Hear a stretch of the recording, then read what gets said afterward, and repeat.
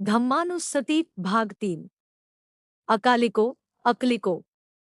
वेळेच्या बंधनापलीकडील ज्याचे फळ विलंबन लावता अनुभवता येते.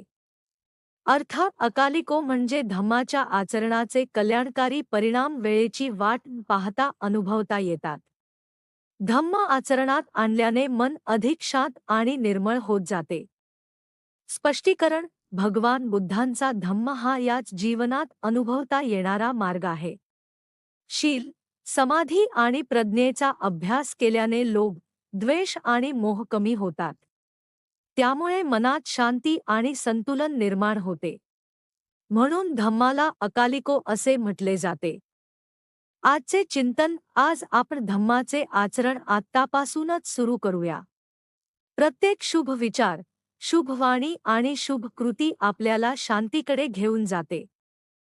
प्रेरणादायी संदेश: धम्माचे खरे फळ वर्तमान जीवनातही अनुभवता येते. आजचा धम्माचरणाचा एक छोटा प्रयत्न उद्याच्या मंगलमय जीवनाचा पाया ठरतो. नमो बुद्धाय.